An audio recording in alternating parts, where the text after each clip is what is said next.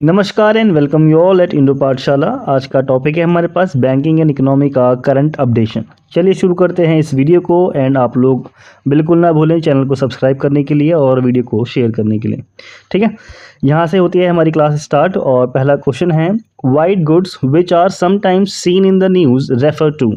तो इसका संबंध है एयर कंडीशनर्स और एलईडी लाइट्स के बिजनेस से। बी आपका करेक्ट आंसर है। यहाँ पे देखिए गवर्नमेंट ने अपडेट किया है अपने रेगुलेशंस के अंदर, जिसके अंदर वो 6,238 करोड़ रुपए का जो है कि इंसेंटिव देगी। इन्होंने एक स्कीम शुरू करी थी पीएलआई नाम से, आपने इसको पहले सुना होगा, प्रोडक्शन लिंक्ड इंसेंटिव स्कीम। तो पीएलआई वाइट गुड्स के लिए ये स्कीम थी और इसके अंदर अभी 6,238 करोड़ रुपए का अपडेशन किया गया है। ठीक है, नेक्स्ट क्वेश्चन है हमारे पास which institution is set to launch the online platform called Bima Sugam. तो बीमा के बारे में अगर बात हो रही है तो उसको इरडा ही रेगुलेट करेगा। ए आपका करेक्ट आंसर है। इसके बारे में जानकारी यहाँ पे दी गई है हमारे को। बीमा सुगम नामक ये आपका एक ऑनलाइन प्लेटफॉर्म है जिसको इंट्रोड्यूस करेगा इरडा। इसका जो एम है वो यही है कि इसके थ्रू इनको वर्ल्ड का largest online market insurance product और सर्विस सिस्टम जो है वो रेडी करना है इंडिया के अंदर। ओके, नेक्स्ट क्वेश्चन है which country launched a pilot project in south Asia region for tax and financial crime investigation. तो साउथ एशिया के अंदर ऐसा कार्य करने वाला देश बन गया है भारत। ये आपका करेक्ट आंसर है। यहाँ पे दी गई है जानकारी, एक पायलट प्रोग्राम है जिसकी शुरुआत करी है भारत ने और इसका साथ देने के लिए इसमें एक इंटरनेशनल लेवल पे जो संस्था आई है वो है ओईसीडी। साउथ एशियन रीजन के अंदर एक कैंपस रेडी किया जाएगा, रीजनल कैंपस होगा ये, और ये बनेगा आपका, मतलब ये होगा आपका national academy of direct taxes का नई दिल्ली के अंदर ही एक तरह से इसकी शाखा खुल जाएगी और वहाँ से इसका काम शुरू किया जाएगा। ओईसीडी के अंदर मुख्य भागीदार है जो इसमें सपोर्ट करेगा। बस आपको इतना ध्यान रखना है, भारत सरकार के साथ ओईसीडी है जो सपोर्ट का कार्य करेगा। नेक्स्ट क्वेश्चन है the GST council imposed what percent tax on online gaming, horse racing and casinos. तो ये जो आपके एक तरह से लग्जीरियस लाइफ स्टाइल्स जो हैं इनको लेकर के जो टैक्स का स्लैब है उसमें 28% का जो स्लैब है वो रखा गया है। डी आपका करेक्ट आंसर हो जाएगा। नेक्स्ट क्वेश्चन क्या है आपका विच इंस्टीट्यूशन लॉन्च द अंतर्दृष्टि डैशबोर्ड। तो इसकी शुरुआत करी है आपकी आरबीआई ने। यहाँ पे दी गई है जानकारी, इसके थ्रू आपको प्रोवाइड किए जाएंगे इनसाइट्स किसके रिगार्डिंग, इसके थ्रू आप लोग असेस कर पाओ और मॉनिटर कर पाओ आपकी जो फाइनेंशियल इंक्लूजन है उसका प्रोग्रेस कैसा चल रहा है। ठीक है, और जो इसके अंदर आपके पैरामीटर्स लिए गए हैं वो रेलेवेंट हैं या नहीं, ये सारी बेसिक सी जानकारियाँ हैं। ओके, नेक्स्ट क्वेश्चन क्या है विच union ministry implements the amnesty scheme for traders who have defaulted on their export obligations। मतलब ऐसे व्यापारी जो अपना निर्यात दायित्वों को पूरा नहीं कर पाए, यानी कि जो सरकार को पेमेंट करनी थी वो नहीं कर पाए हैं, उसको लेकर के आपकी एमनेस्टी स्कीम जो है वो लाई गई है केंद्र सरकार के द्वारा। और वो कौन सी मिनिस्ट्री है जिसने इसको इम्प्लीमेंट किया है, तो करेक्ट आंसर है आपके पास union finance ministry.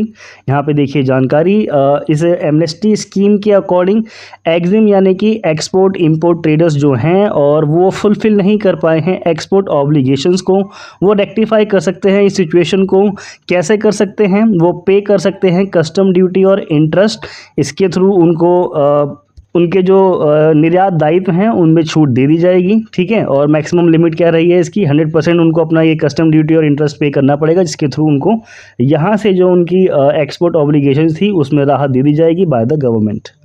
Next question है हमारे पास which institution introduced a comprehensive testing framework for IT systems of stock exchanges.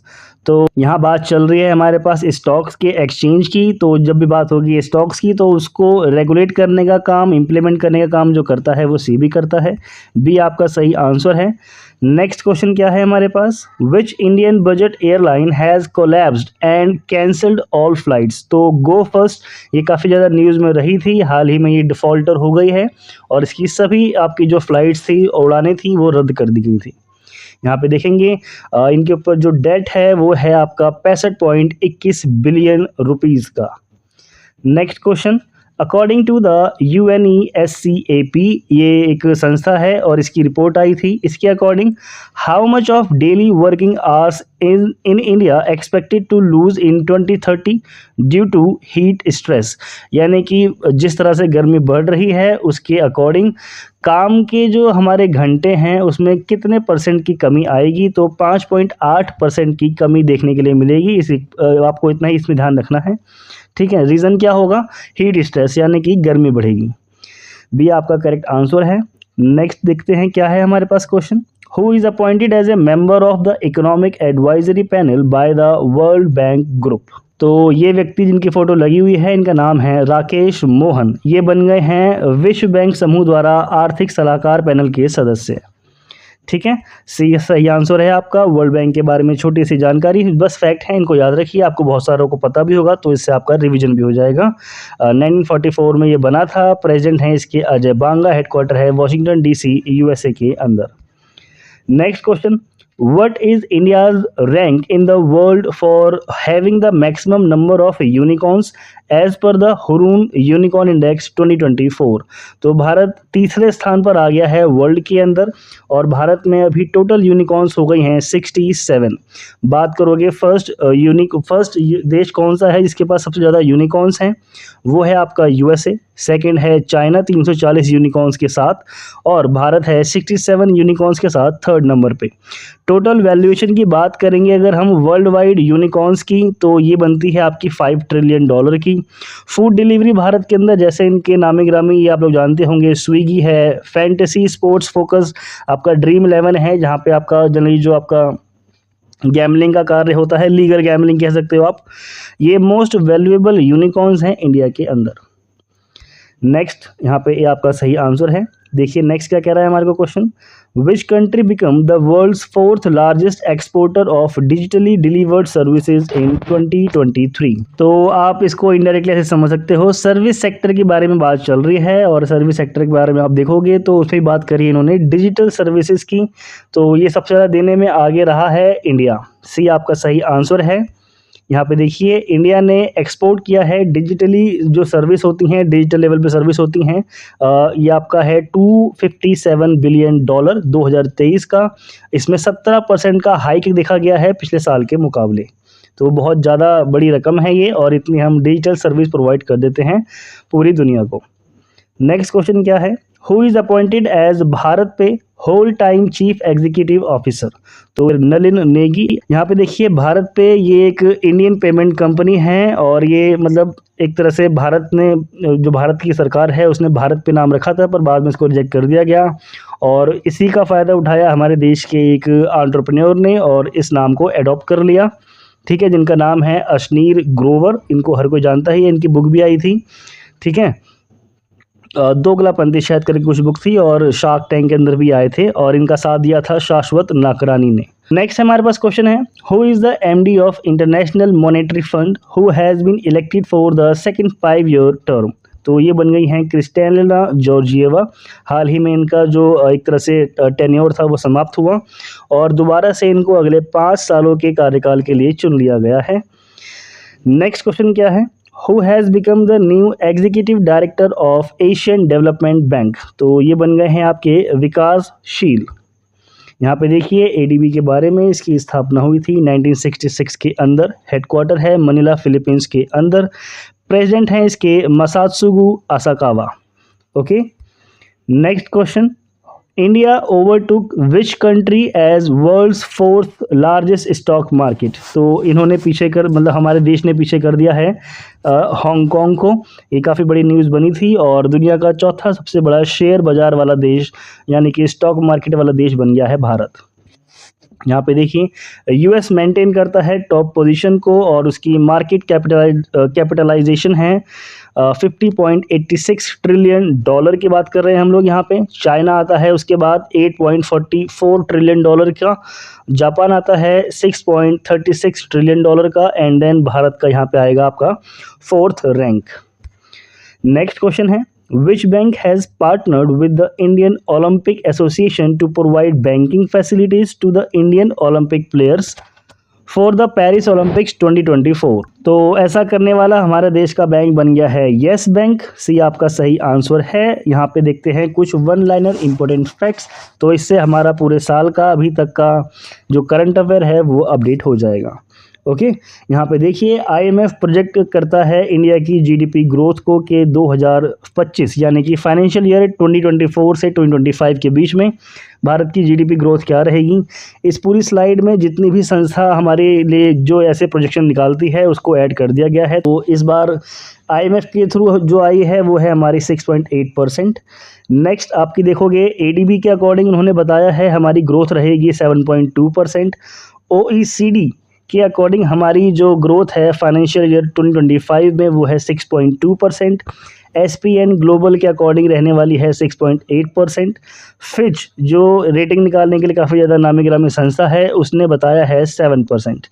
Next आपके पास है वर्ल्ड बैंक के अकॉर्डिंग। देखिए वर्ल्ड बैंक, आईएमएफ, मूडीज़, ठीक है, और ये फिच वाली, ये सारी इंपॉर्टेंट हैं। चारों तो बहुत इंपॉर्टेंट हैं, आपको सारी रटनी पड़ेंगी और ये चारों तो आपको रटनी ही रटनी है, ध्यान रखिएगा। हम थे अभी कहाँ पर, हमारी वर्ल्ड बैंक के ऊपर। तो वर्ल्ड बैंक ने बताया है 6.6%।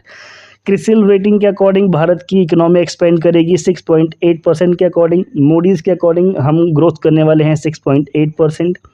इंडियन फॉरेन एक्सचेंज रिजर्व जो है उसने रिकॉर्ड हाई एक तरह से एक रिकॉर्ड ही दर्ज कराया है ये, और ये पहुंच गया है 642.631 बिलियन डॉलर का हमारा जो एक तरह से एक्सचेंज रिजर्व है वो पहुंच गया है। अभी तक कभी नहीं पहुंचा था इतना, यहाँ पे हम लोगों ने इसको अपनी ये एक तरह से हाईएस्ट नंबर दर्ज कराया है।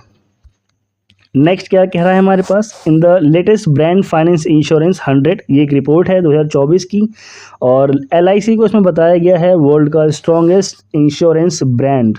Okay, India's unemployment rate decline हुई है 3.1% in 2023 according to the government of India. Government planning कर रही है आपकी एक इस्टेब्लिशमेंट करने के लिए एक कॉटन टेस्ट लैब बनाई जाएगी, यानी कि कॉटन टेस्ट लैब्स बनाई जाएंगी 6 स्टेट्स में, और ये कॉटन होगी आपकी कस्तूरी कॉटन। ये बनने वाली हैं महाराष्ट्र में, Tamil Nadu, Haryana, Punjab, Gujarat and Karnataka.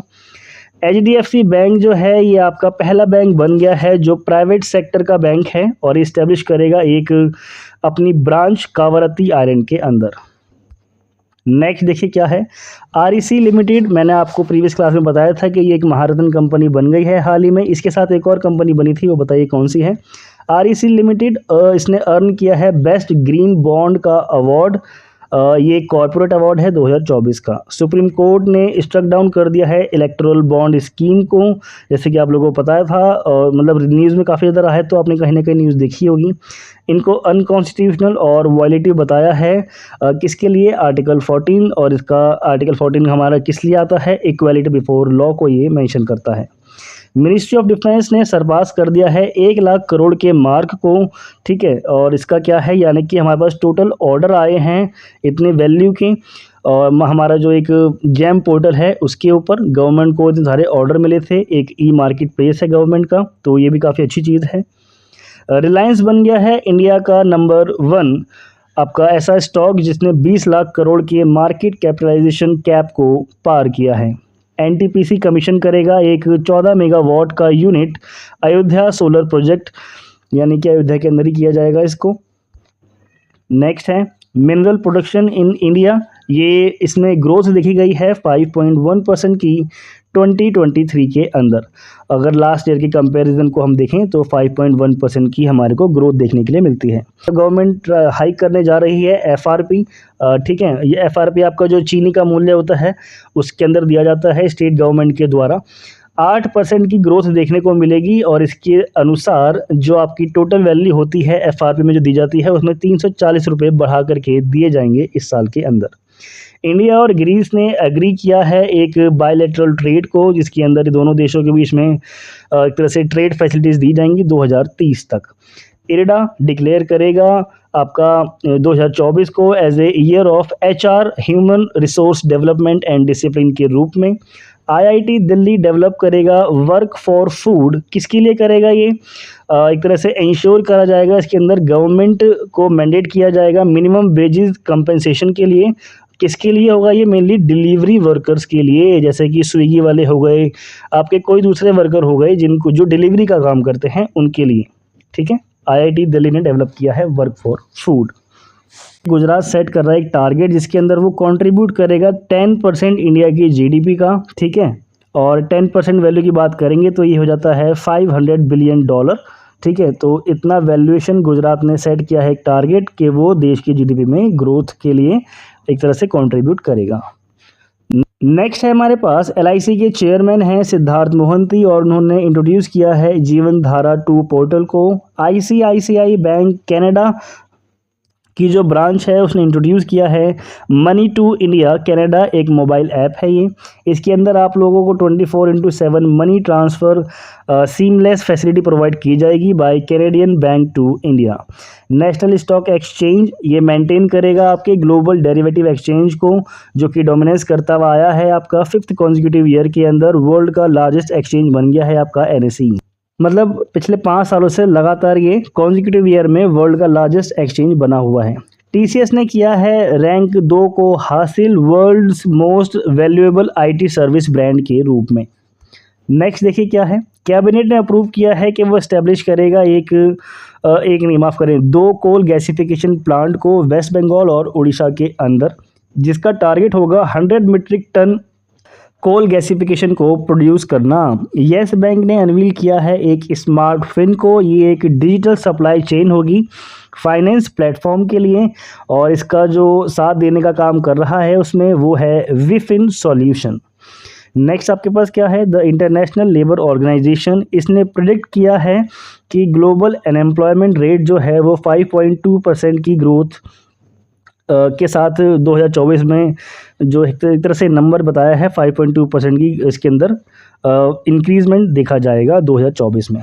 Okay, next देखिए क्या है हमारे पास, which state has highest milk production 2023, तो ये बन गया है आपका उत्तर प्रदेश। ओके, यहाँ पे आप डेटा देख सकते हो। यूनियन मिनिस्टर जो हैं हमारे श्री पुरुषोत्तम रूपाला, उन्होंने हाल ही में एक जो आपकी नेशनल मिल्क डे इवेंट होता है उस दिन एक स्टैटिस्टिक्स रिपोर्ट जो है वो रिलीज़ की है, जिसका नाम है आपका एनिमल हस्बेंड्री स्टैटिस्टिक्स रिपोर्ट 2023। और नेशनल मिल्क डे हम मनाते हैं अपना 26 नवंबर 2023 को। इस रिपोर्ट के हिसाब से हाईएस्ट मिल्क प्रोडक्शन जो स्टेट है 2022-23 के लिए वो है आपका उत्तर प्रदेश, जिसका ओवरऑल प्रोडक्शन में लगभग 16% का योगदान देखने के लिए मिल जाता है टोटल मिल्क प्रोडक्शन के अंदर। और उसके बाद स्थान आया है आपका राजस्थान का, फिर Madhya Pradesh, then Gujarat and then Andhra प्रदेश।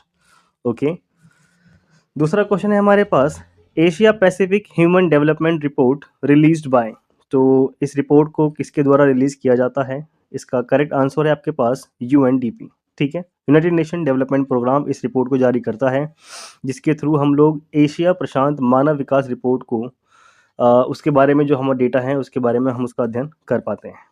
ठीक है, इस रिपोर्ट में हम देखेंगे जो आपके यूएनडीपी है उसने रिलीज़ की है Asia Pacific human development report, और इसके हिसाब से जो इंडिया है ये आपका हाई इनकम कंट्री के अंदर कंसीडर किया गया है। ठीक है, और यहाँ पे देखो इसने बोला तो है कि भारत जो आपका हाई इनकम कंट्रीज़ में आता है, लेकिन साथ ही यहाँ पे इनक्वालिटीज़ भी ज़्यादा हैं इनकम और वेल्थ के जो डेटा है उसके अंदर, तो ये भी आपको ध्यान में रखना है। ओके, नेक्स्ट है who released the logistics ease across different state report, तो विभिन्न राज्यों में लॉजिस्टिक्स ईज रिपोर्ट किसने जारी की है? तो ये जारी की है आपकी पीयूष गोयल ने।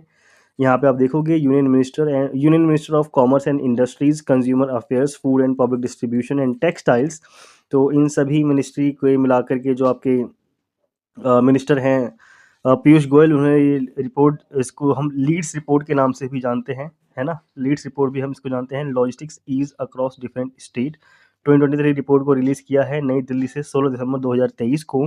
इसी रिपोर्ट के हिसाब से लॉजिस्टिक्स सेक्टर के अंदर जो स्ट्रेटेजिक इंसाइट्स हैं वो प्रोवाइड की जाती हैं स्टेक होल्डर्स को।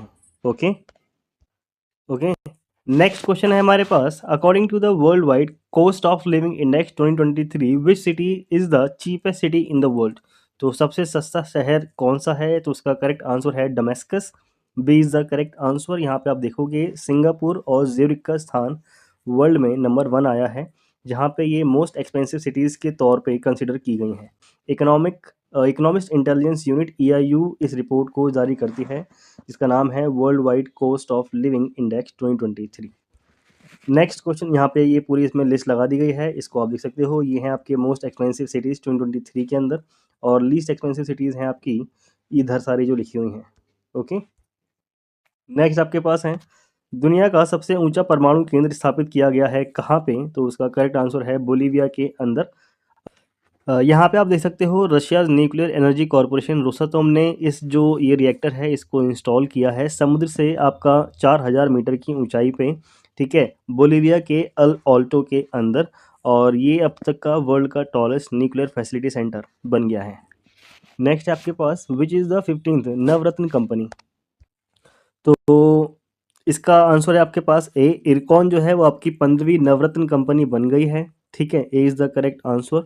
और यहाँ पे आप देखोगे तो टोटल हमारे पास CPSEs के अंदर नवरत्न कंपनियाँ हो गई हैं 16, ठीक है, ये डेटा इंपॉर्टेंट है। 16 हमारे पास नवरत्न कंपनी हो गई हैं, इसको नंबर को आपको याद रखना है। 2 बनाई गई हैं आपकी, 15वीं है आपकी इरकॉन और 16th है आपकी राइट्स, ठीक है। ये दोनों ही आपकी सेंट्रल पब्लिक सेक्टर एंटरप्राइजेज हैं, यानी कि सरकारी कंपनियां हैं, और मिनिस्ट्री ऑफ द रेलवे के अंदर ये काम करती हैं। इसको आपको देखना है, 15वें और 16वें नंबर की ये नवरत्न कंपनियां बनाई गई हैं। यहाँ पे है हमारे पास टोटल 16 जो नवरत्न कंपनियां हैं, उनका डेटा यहाँ पे लिख दिया गया है, इनको आप एक बार नज़र मार के देख सकते हो, ठीक है।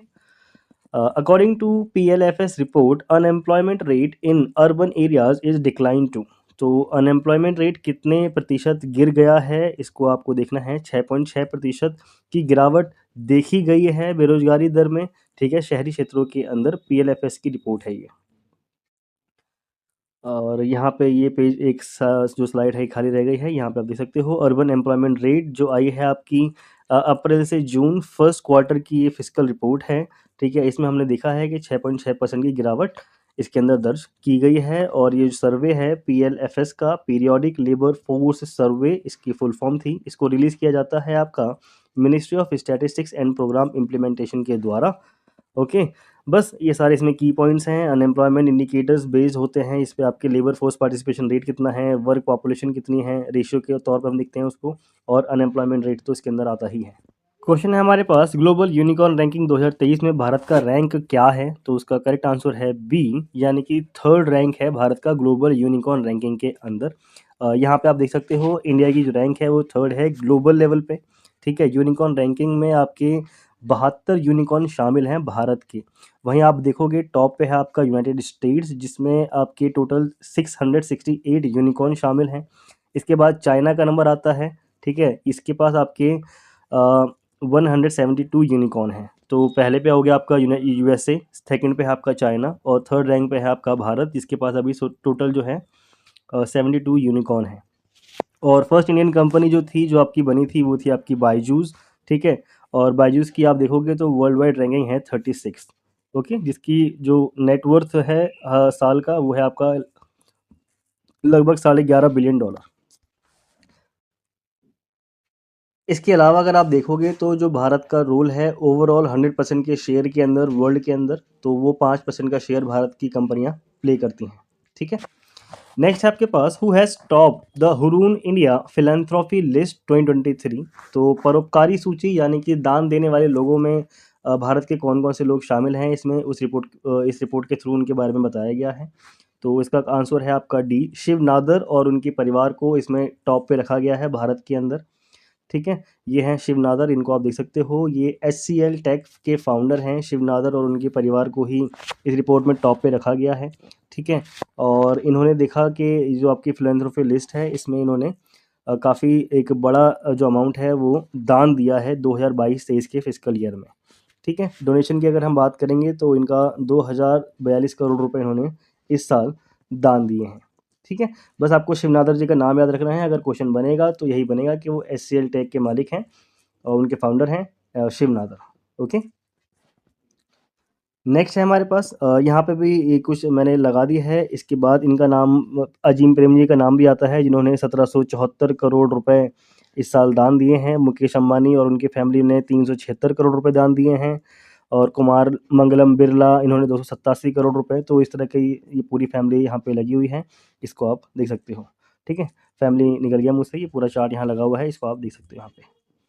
नेक्स्ट आपके पास आरबीआई ने फाइनेंशियल ईयर 2023-2024 के लिए भारत की जीडीपी वृद्धि दर कितनी रहने का अनुमान लगाया है। तो 2023-24 के लिए जो जीडीपी वृद्धि दर रहने वाली है आपकी, वो है 6.5%।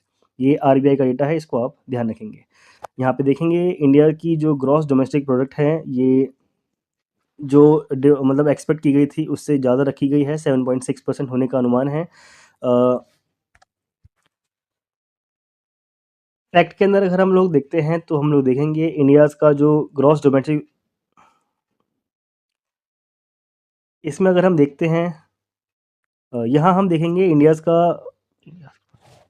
यहाँ हम यहाँ हम देखेंगे इंडिया का ग्रॉस डोमेस्टिक प्रोडक्ट जो है, इसके अंदर हम लोगों ने जितनी उम्मीद करी थी उससे ज़्यादा एक तरह से हमारे को हाई एक्सपेक्टेड,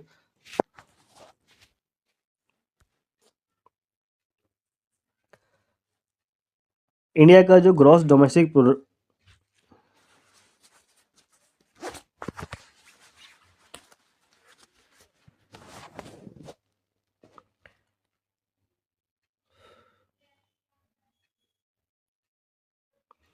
फैक्ट्स की अगर हम बात करते हैं तो इंडिया का जो ग्रॉस डोमेस्टिक प्रोडक्ट है उसके अंदर हमारे को उम्मीद से ज़्यादा ग्रोथ रेट देखने के लिए मिली है। जुलाई से सितंबर मंथ के जो क्वार्टर होते हैं उसके बीच में 7.6% की ग्रोथ हुई थी। ठीक है, यहाँ पे हम लोग ये भी देख सकते हैं कि जो आपका सर्विस सेक्टर है उसमें थोड़ा सा डाउन टर्न देखने के लिए मिला है, फार्म और आपका सर्विस सेक्टर के अंदर। और जो जीडीपी ग्रोथ है वो जो आरबीआई ने एक्सपेक्ट करी थी वो थी 6.5%। बाकी हम लोग देखते हैं साल के एंड में जो हमारा आएगा अभी बजट, ठीक है, तब कितना निकल के आता है टोटल।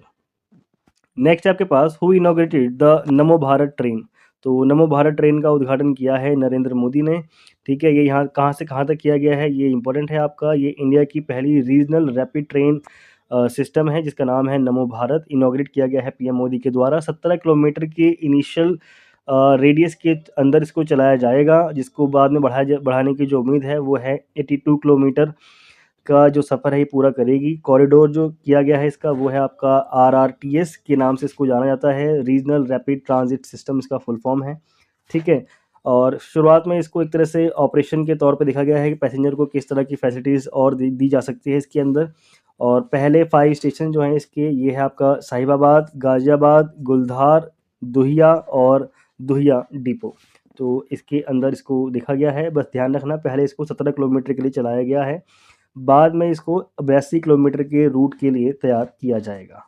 ओके, आरआरटीएस की फुल फॉर्म पूछी जा सकती है आपसे, तो वो है आपका regional rapid train transit system.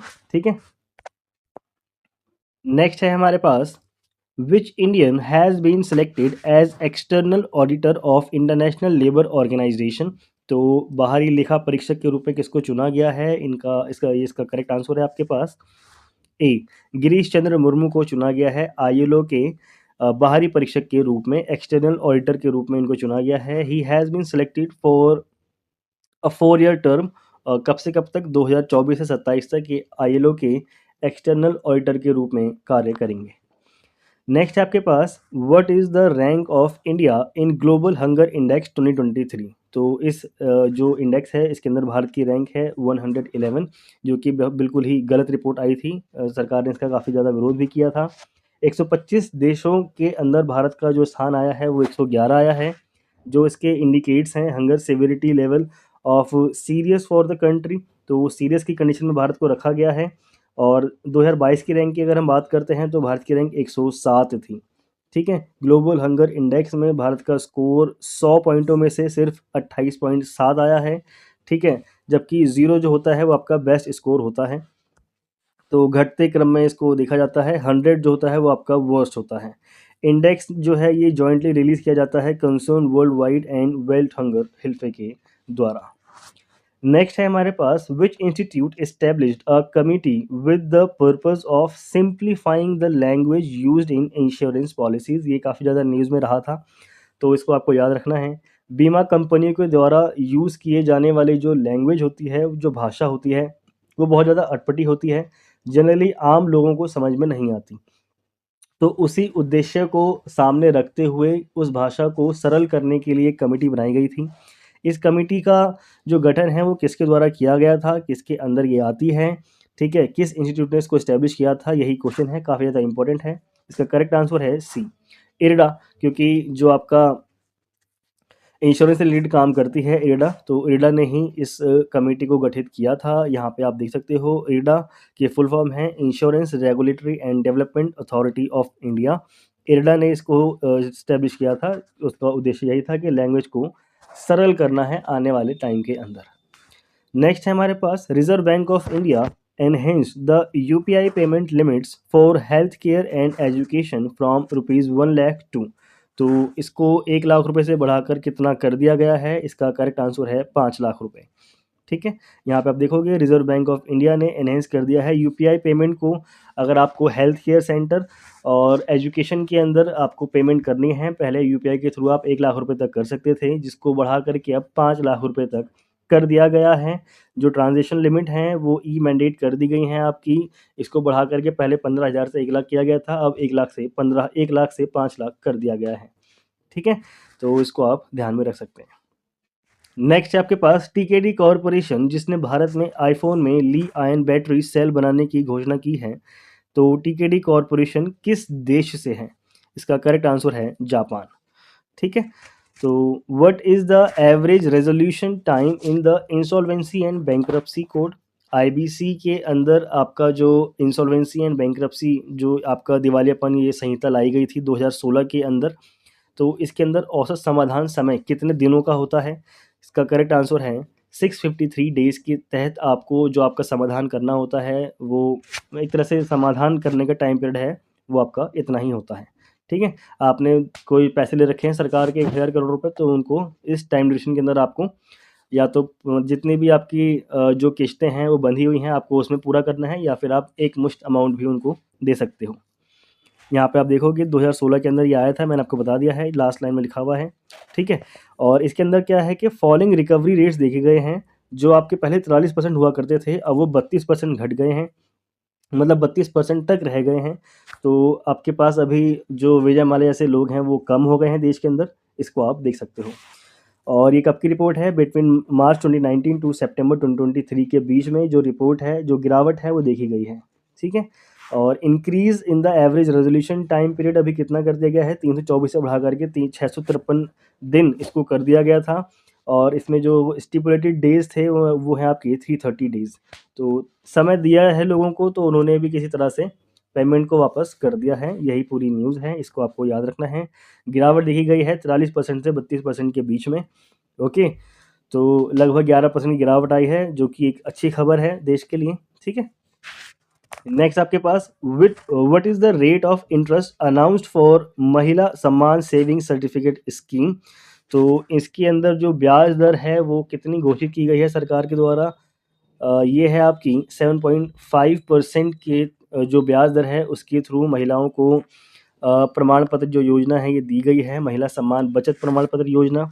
इसके अंदर क्या होता है, it is a deposit facility up to 2 lakh rupees in the same name of women और girl for a tenure of 2 years, and it was announced that the interest rate will be 7.5% on the amount. तो 2 लाख रुपए तक एक महिला या कोई बच्ची अपना अकाउंट में इस पैसे को जमा कर सकती है इस योजना के तहत, और उसको उस पर 7.5% का ब्याज दर दिया जाएगा। क्वेश्चन है, India is in talk with which country for a free trade agreement FTA, जिसको बोलते हैं एज ऑफ 2023।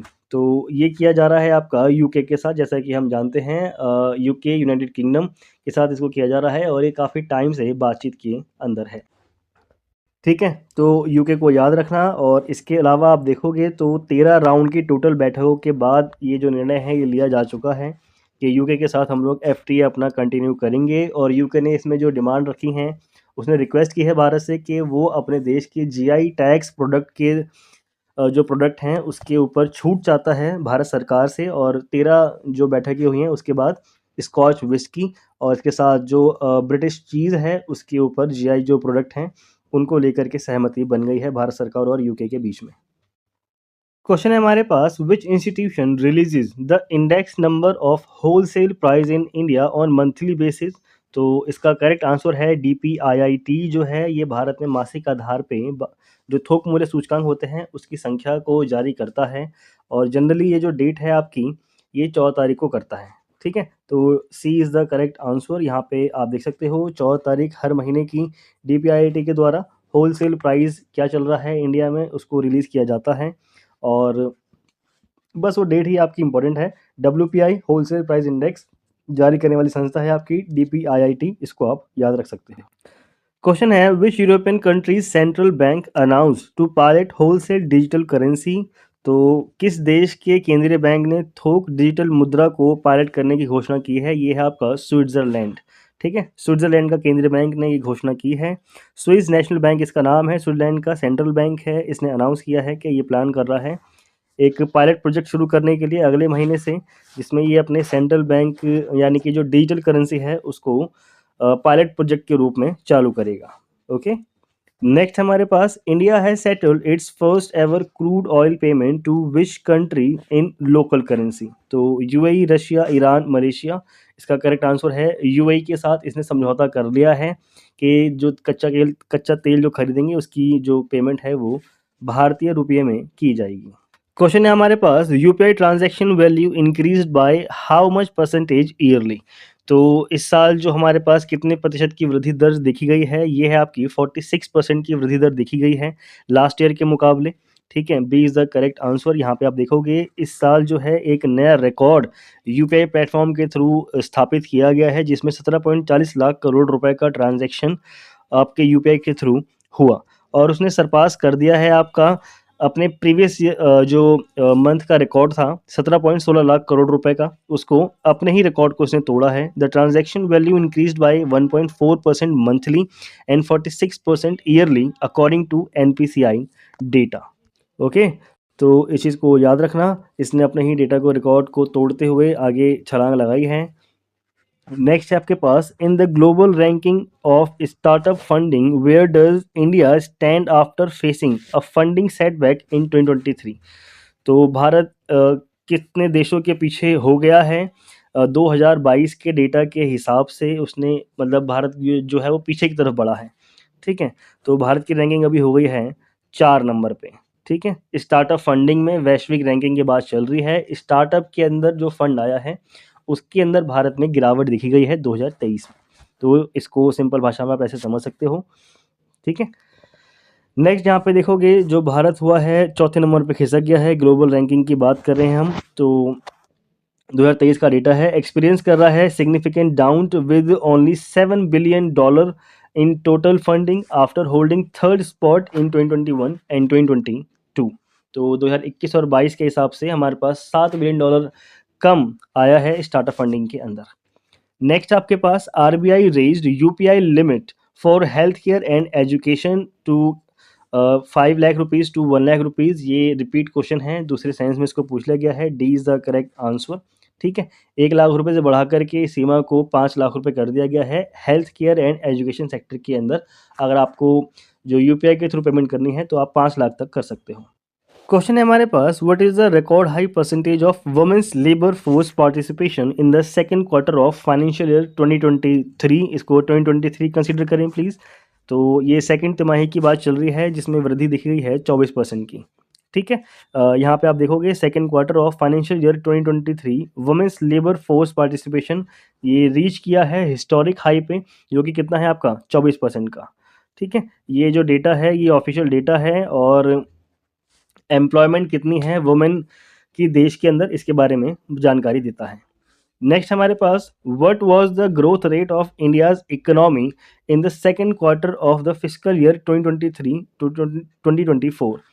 तो कितनी रही है? इसका करेक्ट आंसर है सी 7.6% की देखी गई है। और टोटल अगर हम देखते हैं तो इसको कितना एक्सपेक्ट किया गया है और ऑल ओवर ईयर के लिए 6-7 वो है आपका 6.5% का। जबकि हमारी सेकंड क्वार्टर की जो हमने ग्रोथ रेट देखी है वो है 7.6%। क्वेश्चन है, what is the percentage decline in new subscriber as per EPFO data during the first half of the fiscal year 2023 to 2024। तो 2023-24 के हिसाब से पहली छमाही के दौरान ईपीएफओ के डेटा में कितने प्रतिशत की गिरावट देखी गई है? इसका करेक्ट आंसर है 10.1%। ठीक है, सी इज़ द करेक्ट आंसर। 10% 10.1% जो गिरावट है वो देखी गई है, यानी कि इतने लोगों ने ईपीएफओ के अंदर अपना रजिस्ट्रेशन नहीं करवाया है। ठीक है, और एक तरह से ये इंडिकेट भी करता है कि जॉब क्रिएशन कम हो रही है देश के अंदर। नेक्स्ट आपके पास, what is the projected economic growth rate for India in the fiscal year of 2024 to 2025 according to Goldman Sachs?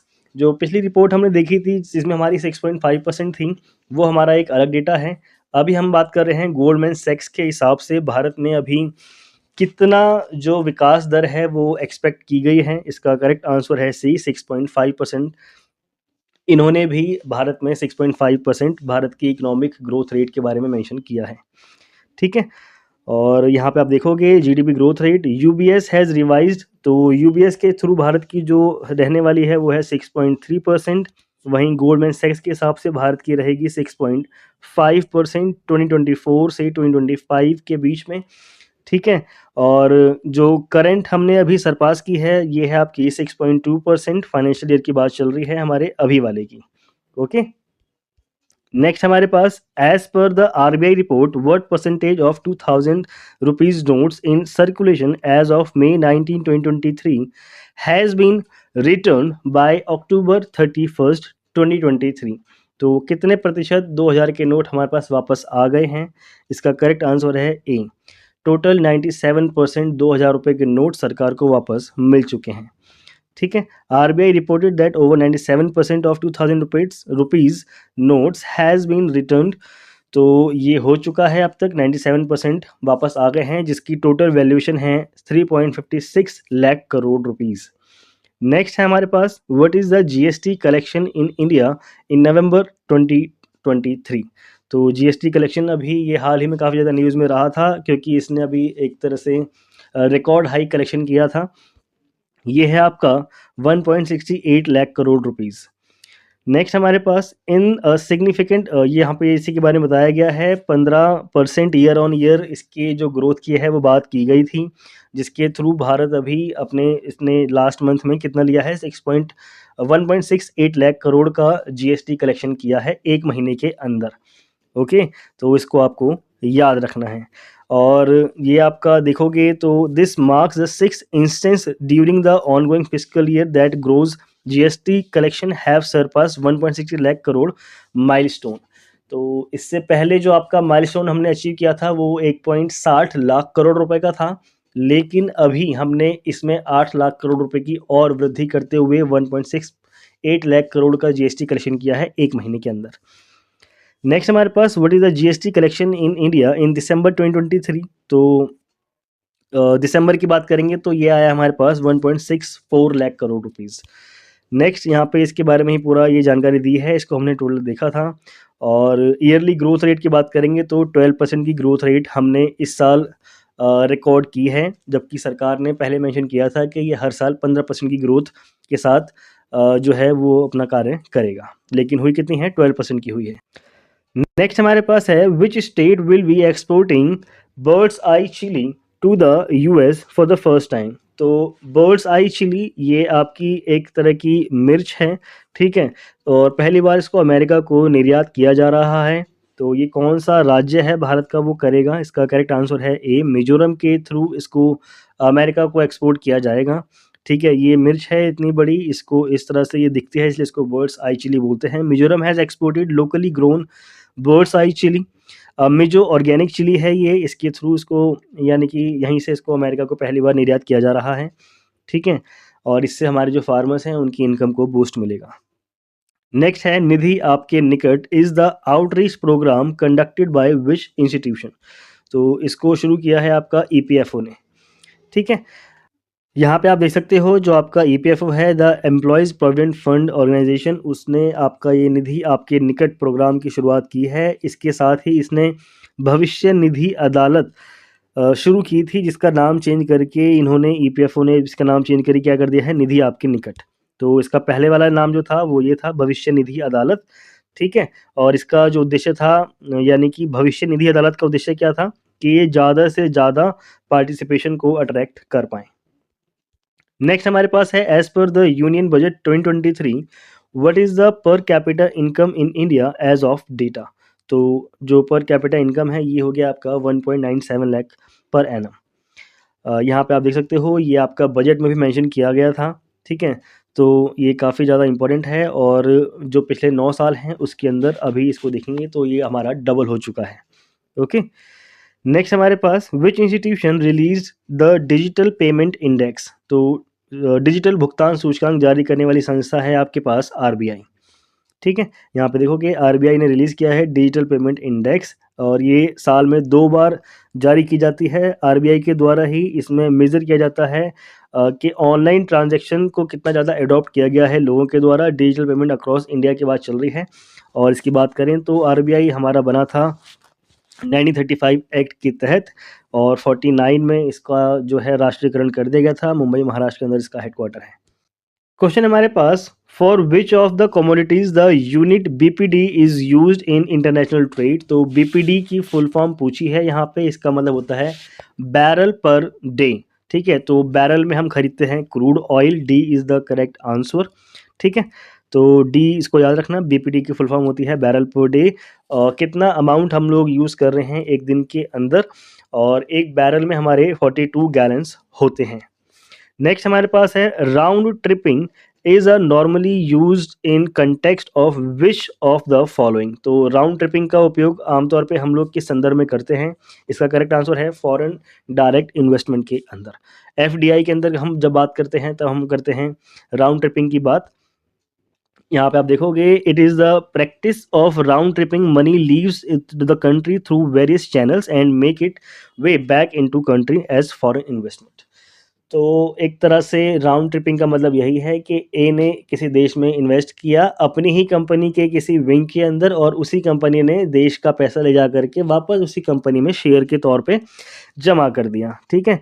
मैं आपको उसको थोड़ा सा ऐसे समझ लो इसको कि ए था, इसने भारत में ये जो कंपनी है बी, ये जो इसी की एक मदर मतलब जो मदर कंपनी है वो ये है, इसी की शॉर्ट कंपनी एक छोटी कंपनी ये है। इसने एफडीआई के रूप में भारत में पेमेंट करी क्योंकि इसका रजिस्ट्रेशन हो रखा है हमारे भारत के अंदर, और इसने इसी पैसे को उठा करके वापस लगा दिया इसी कंपनी के अंदर। तो ये बन गया आपका राउंड ट्रिपिंग, इसको आप शॉर्ट में इस तरह से समझ सकते हो, ठीक है। और किसी भी देश में जब 10% से ज़्यादा कोई कंपनी किसी नई कंपनी में शेयर करती है, ठीक है, अपना जो फंड है वो देती है, 10% से ज़्यादा होना चाहिए तो वो आपका एफडीआई बन जाता है, ठीक है। नेक्स्ट हमारे पास है if interest payments are subtracted from gross fiscal deficit the reminder will be. तो अब हम लोग ब्याज भुगतान को माइनस कर दें सकल राजकोषीय घाटे से, तो हमारे पास जो निकल के आता है वो होता है ग्रॉस प्राइमरी डेफिसिट, ठीक है। तो यहाँ पे इसका फॉर्मूला लिखा हुआ है, इसको आप देख सकते हो। नेक्स्ट यहाँ पे है IDFC first bank unveils youth centric first SWYP credit card in collaboration with master card. तो ये मैंने क्वेश्चन के फॉर्म में ना लिख करके पॉइंटर्स के रूप में आपकी करंट अफेयर लिख दी है, ये बहुत ज़्यादा इंपॉर्टेंट है, ठीक है। तो मास्टर कार्ड के साथ आईडीएफसी फर्स्ट बैंक ने आपकी जो ये क्रेडिट कार्ड कोलैबोरेशन है इसको पूरा कर दिया है, तो उसको आप याद रखना। और इसके अलावा जो हमारे पास नेक्स्ट है, यूनियन कैबिनेट ने एलोकेट किए हैं 2500 करोड़ रुपए, किसके लिए किए हैं ये, इंटरेस्ट इक्वलाइजेशन स्कीम के लिए, ठीक है। तो इसका एक्सटेंड किया जाएगा, इसको आप देख सकते हो। नेक्स्ट हमारे पास है रिलायंस इंडस्ट्रीज ने किस बैंक के साथ कोलैबोरेट किया है जिससे वो इंट्रोड्यूस करेंगे a financing initiative aimed at supporting the establishment of compressed biogas plant. तो डीबीएस बैंक के साथ रिलायंस इंडस्ट्रीज़ का ये समझौता हुआ है, ठीक है। किसके साथ हुआ है, डीबीएस बैंक के साथ हुआ है, ताकि वो क्या करेंगे, एक कंप्रेस्ड बायोगैस प्लांट लगाएंगे देश के अंदर। नेक्स्ट आप देख सकते हो कि कौन सा बैंक है जो देश में सौर परियोजनाओं को बढ़ावा देने के लिए जर्मन विकास बैंक KfW के साथ 70 मिलियन यूरो लगभग 630 करोड़ रुपए की लाइन ऑफ क्रेडिट पर हस्ताक्षर करेगा। तो ये बैंक है आपका भारतीय स्टेट बैंक, जो कि है भारत का सबसे बड़ा बैंक। नेक्स्ट है आपके पास किस बैंक को रेल मंत्रालय के लिए ईपीपीओ के माध्यम से पेंशन वितरित करने के लिए भारतीय रिजर्व बैंक से प्राधिकरण प्राप्त हो गया है, यानी कि ऑथराइजेशन मिल गया है कि अब वो भारतीय रेलवे के लोगों को पेंशन देता रहेगा आगे। ये बैंक है आपका बंधन बैंक, ओके। यहाँ पे आप देख सकते हो KPIT टेक्नोलॉजीज ने लॉन्च किया है आपकी पहली सोडियम आयन बैटरी टेक्नोलॉजी को, जिसका एम है लिथियम आयन बैटरी जो यूज़ होती हैं ईवीज में, उसमें 25 से 30% की कमी लाना। ठीक है, उसकी जो लागत है उसमें कमी लाना 25 से 30% की। नेक्स्ट आप देख रहे हैं कि गवर्नमेंट ऑफ इंडिया ने अपना एम सेट किया है कि वो 2031-32 तक अपना टोटल न्यूक्लियर पावर कैपेसिटी को इंक्रीज करेंगे 7480 मेगावाट से 22,480 मेगावाट तक। ठीक है, नेक्स्ट हमारे पास which state topped in rooftop solar installation providing 31% of the country's total with capacity of 3,174 megawatt out of 10,406 megawatt. तो टॉप करने वाला जो स्टेट है आपका वो है गुजरात, तो उसको आप ध्यान में रख सकते हो। नेक्स्ट आप देख सकते हो केंद्रीय मंत्री नितिन गडकरी ने खुलासा किया है कि भारतमाला परियोजना के पहले चरण में कुल 4.10 लाख करोड़ रुपए का खर्च हुआ है। ओके, नेक्स्ट आपके पास भारत ने दाल की कीमतों को स्थिर करने के उद्देश्य से 31 मार्च 2024 तक पीली मटर के आयात पर शुल्क प्रतिबंध हटा दिया है। 8 दिसंबर 2023 से प्रभावी यह कदम इसे प्रतिबंध से मुक्त के रूप में चेंज कर देता है, बदल देता है। यानी कि पहले इस दाल पे जो प्रतिबंध लगा हुआ था अब उसको मुक्त में चेंज कर दिया गया है, यानी कि अब वो फ्री हो गया है, पहले रिस्ट्रिक्टेड था। नेक्स्ट आप देखोगे भारत का विदेशी मुद्रा भंडार 4 महीने के बाद 600 अरब डॉलर से अधिक हो गया है, जो कि पहले आपका बढ़ गया था, बाद में घट गया। अब दोबारा से 1 दिसंबर को हमारे पास जो डेटा आया है RBI का, उसके हिसाब से भारत के पास 604 अरब डॉलर मौजूद हैं। जुलाई सितंबर 2023 के आवधिक श्रम बल सर्वेक्षण यानी कि पीरियोडिक लेबर फोर्स सर्वे के तहत हिमाचल प्रदेश में 33.9% के साथ सबसे अधिक शहरी युवा बेरोजगारी दर्ज जो है वो दर्ज की गई है। इसके बाद का स्थान जो है वो आपका राजस्थान का है। ठीक है, नेक्स्ट हमारे पास कोझिकोड में भारतीय मसाला अनुसंधान संस्थान ने आपके IISR चंद्रा नामक एक काली मिर्च की किस्म के विकास के साथ कृषि के क्षेत्र में एक महत्वपूर्ण मील का पत्थर हासिल कर लिया है। तो IISR चंद्रा हाल ही में खबरों में रहा, इसका संबंध किससे है, इस टाइप से आपका क्वेश्चन बनेगा। ये आपकी एक मिर्च का प्रकार है। ठीक है, नेक्स्ट आपके पास फ्लिपकार्ट के को-फाउंडर बिनी बंसल ने लॉन्च किया है एक न्यू स्टार्टअप जिसका नाम है ऑपडोर। ये प्रोवाइड करता है end to end solutions to e-commerce firms को।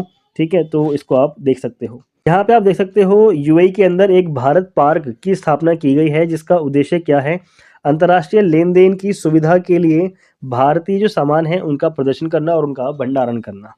ओके, तो भारत पार्क की स्थापना कहाँ की गई है, UAE के अंदर की गई है, तो उसको आप ध्यान रखेंगे। इसके अलावा नेक्स्ट है हमारे पास India makes first ever rupee payment for the purchase of crude oil from UAE। तो इसको हमने पीछे देखा था, UAE को भारत सरकार ने कच्चा तेल खरीदा और भारतीय रुपये में पेमेंट की है। नेक्स्ट आप देखेंगे centre for economics and business research forecast ने हाल ही में एक रिपोर्ट में बताया है कि 2032 तक भारत दुनिया की तीसरी सबसे बड़ी अर्थव्यवस्था बन जाएगा और इस सदी के अंत तक ये जो है वो वर्ल्ड में ग्लोबल लीडर के रूप में उभर के सामने आएगा। ठीक है, नेक्स्ट आपके पास इंडसइंड बैंक जो है उसने लॉन्च किया है UPI इनेबल्ड सम्मान रुपए क्रेडिट कार्ड, जो कि भारत सरकार के जितने भी कर्मचारी हैं उनके लिए इस सुविधा की शुरुआत की गई है। ठीक है, ये UPI सक्षम सम्मान रुपए क्रेडिट कार्ड स्कीम है, तो इसको आप देख सकते हो, इंडसइंड बैंक ने इसकी शुरुआत की है। नेक्स्ट आपके पास बैंक ऑफ इंडिया ने महिलाओं के लिए नारी शक्ति बचत खाता लॉन्च किया है। एको ने ग्राहक की आवाज़ के रूप में R माधवन के साथ साझेदारी की है। नेक्स्ट यहाँ पे है विश्व बैंक द्वारा दिसंबर 2023 में जारी प्रवासन और विकास रिपोर्ट 2023 के अनुसार वर्ष 2023 में जो आपका रेमिटेंस है उसमें शीर्ष पर रहने वाला देश दोबारा से भारत है, जिसके पास इस साल 125 बिलियन डॉलर रुपए आए हैं। वह राज्य जो हाल ही में अपने सभी जिलों में हॉलमार्किंग केंद्र खोलने वाला पहला भारतीय राज्य बन गया है, ये है आपका केरल। नेक्स्ट नवंबर 2023 में RBI का कार्यकारी निदेशक किसे नियुक्त किया गया, तो ये हैं आपके मनोरंजन मिश्रा। नेक्स्ट आपके पास प्रधानमंत्री नरेंद्र मोदी ने दिसंबर 2023 में समाप्त होने वाली प्रधानमंत्री गरीब कल्याण योजना को कितने मतलब किस ईयर तक बढ़ा दिया है, तो इसको जो एक्सटेंड कर दिया गया है 2028 तक, और इसका जो ऑब्जेक्टिव है, बढ़ाने का उद्देश्य है वो है SDG के लक्ष्य को प्राप्त करना। ठीक है, नेक्स्ट हमारे पास हाल ही में भारतीय कृषि अनुसंधान संस्थान ने किस फसल की एक नई किस्म 2090 विकसित की है। तो ये जो 2090 है, ये जो फसल है इसका, ये धान की फसल है, यानी कि चावल की फसल है, इसको याद रखना 2090। तो ये फसल है धान की, ये इंपॉर्टेंट है, कुछ भी इसमें अटपटा पूछ सकते हैं तो आपको कन्फ्यूजन हो सकती है। भारत सरकार ने 4 अक्टूबर 2023 को किस बोर्ड का गठन की अधिसूचना जारी की है। तो ये जो आपका बोर्ड है ये है राष्ट्रीय हल्दी बोर्ड। नेक्स्ट आपके पास सितंबर 2023 को केंद्रीय मंत्रिमंडल ने प्रधानमंत्री उज्ज्वला योजना को कब तक के लिए बढ़ाने की घोषणा की है। तो ये बढ़ गया है आपका 2025-26 तक।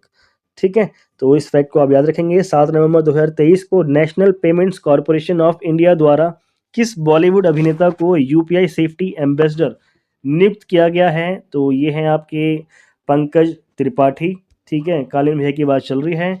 नेक्स्ट हमारे पास भारत ने जुलाई 2023 में अपने किस पड़ोसी के साथ रुपये में द्विपक्षीय व्यापार की शुरुआत की है। तो रुपये में ट्रांजैक्शन किया जाएगा जब हम लोग ट्रेड करेंगे, तो ये देश बन गया है आपका बांग्लादेश। ठीक है, इस फैक्ट को आप याद रखना। केंद्र सरकार ने 1 सितंबर 2023 से किन राज्यों और केंद्र शासित प्रदेशों में मेरा बिल मेरा अधिकार जीएसटी इनाम योजना शुरू की है। तो ये शुरुआत करने वाले जो राज्य हैं इसमें आपका असम, गुजरात, हरियाणा, पुडुचेरी, दमन एंड दीव और दादरा नागर हवेली शामिल हैं। नेक्स्ट है आपके पास हाल ही में केंद्र सरकार ने उड़ीसा में किस नदी पर 12,000 करोड़ रुपए का अंतर्देशीय जलमार्ग स्थापित करने की घोषणा की है। तो इसका करेक्ट आंसर है ब्राह्मणी नदी। ठीक है, तो उड़ीसा में ब्राह्मणी नदी पर 12,000 करोड़ रुपए का एक अंतर्देशीय जलमार्ग स्थापित किया जाएगा। इसको आप लोग याद रखना, ये इंपॉर्टेंट है। ब्राह्मणी नदी आपकी उड़ीसा के अंदर आती है। फाइनेंशियल एक्शन टास्क फोर्स द्वारा अक्टूबर 2023 में किस देश को अपनी ग्रे लिस्ट से बाहर कर दिया गया है। ये है आपका अल्बानिया। यह होता है इस वीडियो का एंड। होप सो आप लोगों को समझ में आया होगा। जल्दी मिलेंगे हम लोग नेक्स्ट वीडियो में। Okay, thank you.